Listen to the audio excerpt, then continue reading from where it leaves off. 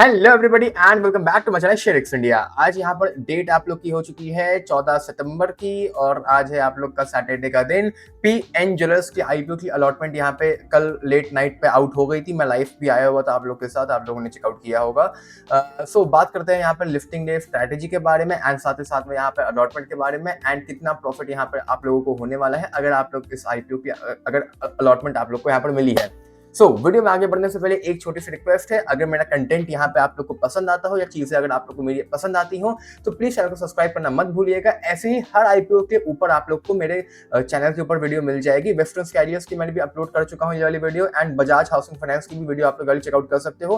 Complete अच्छे से information दी है, बल्कि चाहो तो ये वाली ना चेक करना, इसको चेकआउट करना। इसमें एंड का जो पार्ट है बजाज का आईपीओ का मैंने बात करी थी, तो ये एंड के पार्ट को खाली चेक कर लेना, क्योंकि सब लोग ये वाली वीडियो देख रहे हैं, ये वाली कोई नहीं देख रहा है। इसमें एंड का जो पार्ट है इसको चेकआउट करना एक बार, ठीक है। फिलहाल बढ़ते हैं आज की सारी वीडियो की तरफ। तो हम लोग बात करने वाले हैं पीएन ज्वेलर्स आईपीओ के बारे में।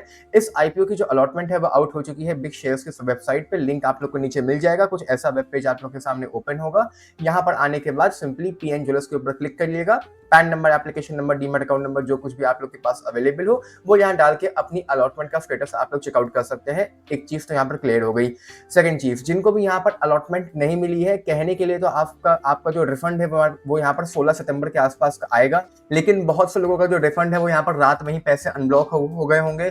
कुछ लोगों के पैसे यहाँ पर आज अनब्लॉक होंगे, कुछ के यहाँ पर कल होंगे, कुछ के यहाँ परसों होंगे, कुछ के यहाँ पर उसके अगले दिन होंगे। अगर आप लोगों को सही में ये जानना है कि आप लोग के पैसे यहाँ पर कब अनब्लॉक होने वाले हैं, तो जो भी यूपीआई की मैंडेट आप लोगों ने अप्लाई करी है उस मैंडेट के ऊपर एक डेट लिखी होती है। उस डेट को देखिए, क्या डेट लिखी है। वो डेट आई थिंक 15 से 20 दिन बाद की लिखी गई होगी। उससे पहले आपके पैसे यहाँ पर अनब्लॉक होंगे। ना उसमें आप कुछ कर सकते हो, ना उसमें मैं कुछ कर सकता हूं। बहुत अगर आप लोग को पैसे अनब्लॉकिंग की नीड हो तो अपने बैंक को एक बार आप कांटेक्ट कर लो। वो भी आपको यही बोलेंगे कि आपने जो यूपीआई लगाया है उस पर ये डेट लिखी है, उस डेट से पहले आपके पैसे अनब्लॉक होंगे। उसमें कोई कुछ नहीं कर सकता है, वो सब चीजें यहाँ पर ऑटोमेटिक होती हैं। लेकिन अगर आप लोग को अलॉटमेंट नहीं मिली है तो रिफंड आप लोग का यहाँ पर आ जाएगा। अच्छा, पॉइंट नंबर 3, जिनको भी यहाँ पर अलॉटमेंट मिल चुकी है, आपके पैसे यहाँ पर कट चुके होंगे ऐसा जरूरी नहीं है। हो सकता है कि आपके पैसे में जो ट्रांजेक्शन है वहां पे वो फेल्ड दिखा रहा हो या यूपीआई फेल्ड दिखा रहा हो, तो ऐसा डरिएगा मत। आपके पैसे यहाँ पर अगर कट गए हैं तो वेल एंड गुड, अगर नहीं कटे हैं तो वो अपने आप कट जाएंगे, उसमें आपको कुछ नहीं करना है। और अगर बाय चांस, कल मैं कुछ कमेंट्स वगैरह रीड कर रहा था, लोग कह रहे थे पैसे नहीं कटे, तो अगर पैसे नहीं कटे तो बल्ले बल्ले, शेयर्स भी आपके हो गए और पैसे भी नहीं कटे। वैसे ऐसा होना नहीं, बकवास कर रहा हूं मैं, बट स्टिल पैसे आप लोग के यहाँ पर कट जाएंगे और शेयर्स आपको अलॉट अगर हो चुके हैं तो आपको डीमैट में शेयर्स आ जाएंगे। उसकी भी चिंता यहाँ पर मत करिएगा। लिफ्टिंग होने वाली है इस आईपीओ की आप लोग की 17 सितंबर को, जो कि आप लोग को यहाँ पर एनएसयू बीएससी दोनों पर देखने के लिए मिल जाएगी, क्योंकि एक मेन लाइन का आईपीओ है। कंपनी की अगर मैं बात करूं यहाँ पर, तो कंपनी जैसा कि नाम से ही क्लियर है कि ज्वेलरी का काम करती है, लेकिन फ्रेंचाइजी बेसिस पे। मतलब यहाँ पर जैसे आप लोगों के जो भी बड़े बड़े से कल्याण ज्वेलर्स हो गया या तनिष्क हो गया, ये सब खुद के अपने स्टोर्स खोलते हैं, कंपनी ओन्ड। ये क्या करती है कि फ्रेंचाइजी बांटती है, कंपनी ऑपरेटेड। मतलब कि मान लीजिए कि अगर मैं इस कंपनी का मालिक हूं और आपको मेरे से फ्रेंचाइजी लेनी है, तो आप आओगे, मैं आपको फ्रेंचाइजी दूंगा, लेकिन उस फ्रेंचाइजी को रन मैं ही करूंगा। जो प्रॉफिट होगा वो सारा आपको दे दूंगा मैं, लेकिन उसको रन मैं करूंगा। तो फोको का मतलब ये होता है, अगर किसी को नहीं पता है तो सोचा बता दो, क्योंकि कल मुझसे कोई पूछ रहा था। इसके अलावा कंपनी के यहाँ पर 33 स्टोर्स है, उतने ज्यादा स्टोर्स नहीं है, लेकिन ठीक ठाक है। आईपीओ के बाद देखते हैं लोग क्या एक्सपेंड करते हैं अपने आप को। वैसे इसमें जो मेजोरिटी अमाउंट है वो इनका गोल्ड लेने में नहीं जाएगा। रीजन क्या है, फ्रेंचाइजी बेस का मॉडल है, तो फ्रेंचाइजी बेस पे अगर कोई मतलब फ्रेंचाइजी इनसे लेगा तो गोल्ड तो ये उससे खरीदवा देंगे। तो ये पूरा की पूरा जो अमाउंट है यहाँ पर 850 करोड़ का, ये इनके कहीं ना कहीं एक्सपेंशन में ही जाने वाला है, गोल्ड खरीदने में नहीं जाएगा। तो ये एक प्लस पॉइंट है इनका, मतलब फ्रेंचाइजी बेसिस पे, क्योंकि गोल्ड खरीदने में काफी सारा जो अमाउंट होता है वो अटक जाता है। एनीवेज, यहाँ पर जिनको भी अलॉटमेंट मिली है उन लोगों के अकाउंट से मोटा मोटा यहाँ पर 450 रुपए के हिसाब से 31 शेयर्स के पैसे कट चुके होंगे, 14,880 रुपए के। और जिनको भी यहाँ पे रिटेल कैटेगरी में अलॉटमेंट मिली है, एक ही लॉट की अलॉटमेंट आप लोग को यहाँ पर मिली होगी। जिनको भी यहाँ पर एचएनआई कैटेगरी में अलॉटमेंट मिली है, मोटा मोटा 14 लॉट का पैसा कट चुके होंगे, तकरीबन 2,08,320 रुपए के आसपास के। और आप लोग के पास यहाँ पर इस समय लगभग 434 शेयर्स के आसपास आप लोगों को मिल चुके होंगे, मतलब मिल जाएंगे। आप लोग की डीमैट अकाउंट में शेयर्स आने की जो डेट है वो यहाँ पर 16 सितंबर की है, लेकिन उस दिन आ जाएंगे, लेकिन आप लोग को वो शो नहीं करेंगे। शो आप लोग को वो सुबह जब 17 सितंबर को अपना डीमैट अकाउंट ओपन करेंगे उस समय आप लोग को वो शेयर्स आप लोग के डीमैट में दिखाई देंगे, 16 तारीख को दिखाई नहीं देंगे, तो उसकी भी चिंता मत करिएगा। अब बढ़ते हैं हम लोग यहाँ पर जीएमपी की तरफ। जैसा कि मैंने कल रात में लाइव में भी कहा था कि आजकल ट्रेंड हो गया है, आईपीओ की जब अलॉटमेंट आ जाती है तो उसके बाद जीएमपी करना स्टार्ट हो जाती है, इररिस्पेक्टिव ऑफ द मार्केट, मतलब मार्केट में कोई नेगेटिव नहीं है, बस जीएमपी करना स्टार्ट हो जाती है।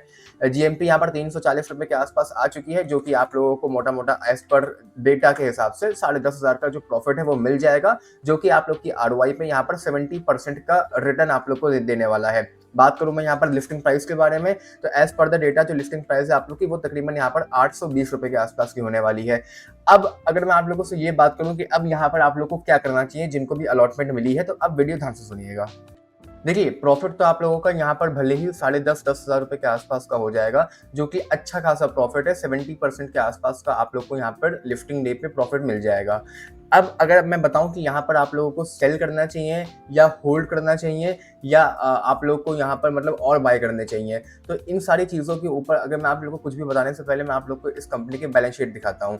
कंपनी का जो नेट प्रॉफिट था सन 2022 में वो तकरीबन यहाँ पर 70 करोड़ के आसपास का था, आफ्टर टैक्स, बिफोर टैक्स यहाँ पर 85 करोड़ के आसपास का था। सन 2023 में कंपनी का जो प्रॉफिट था वो 85 सीआर से बढ़ के यहाँ पर ऑलमोस्ट मतलब 120 सीआर के आसपास चला गया, और नेट प्रॉफिट में भी कस के यहाँ पर जंप आया छोटा मोटा। 2024 में तो इन लोग का जो प्रॉफिट था वो ऑलमोस्ट यहाँ पर दुगना हो गया एज कम्पेयर टू 2023 से। कंपनी का जो मेन काम है वो काम है गोल्ड ज्वेलरी का, मतलब काम करते हैं फोको बेस पे, मतलब फ्रेंचाइजी बेचते हैं और कंपनी ऑपरेटिव करती है उस चीज को। Market cap as of now यहाँ पर जो जिस मार्केट कैप से अपना ये लोग आईपीओ लेके आए थे वो तकरीबन यहाँ पर 6,500 करोड़ के आसपास का था।